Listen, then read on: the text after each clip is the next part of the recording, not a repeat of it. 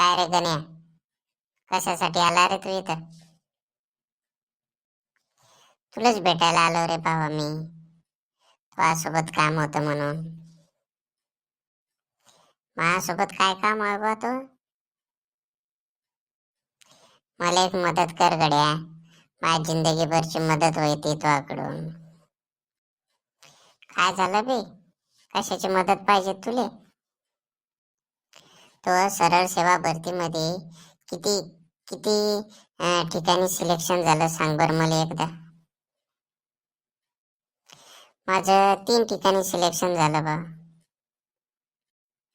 अरे भाऊ, माझं एका ठिकाणी सिलेक्शन झालं, ते बी वेटिंग मध्ये झालं रे. मग मी काय करू त्याला? मी काय म्हणतो, माझं म्हणणं ऐकतो का तू? की मी जिच्यात वेटिंग मध्ये आहे ना, ती पोस्ट तुला ऑप्टिंग आउट देऊ शकतो का रे भाऊ? ऑप्टिंग आउट म्हणजे? अरे, असं लिहून दे की मला ही नोकरी करायची नाही बा. का म्हणते?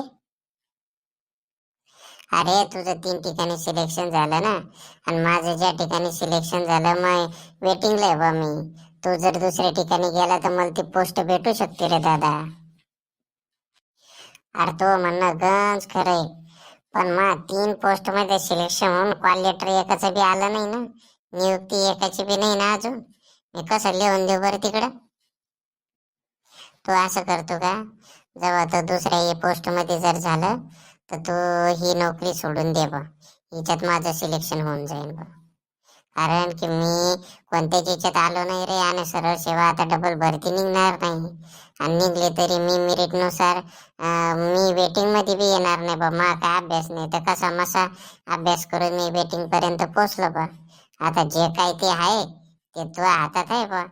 तेवढं कर गड्या माझं काम.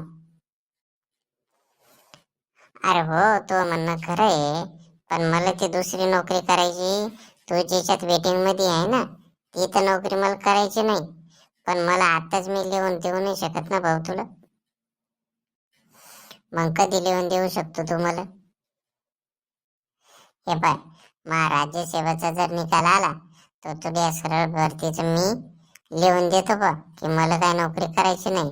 पण जोपर्यंत राज्य सेवेचा निकाल येत नाही तोपर्यंत मी काय लिहून देत नाही. असं नको करू रे बाबा, माझा जिंदगीचा प्रश्न आहे रे भाऊ.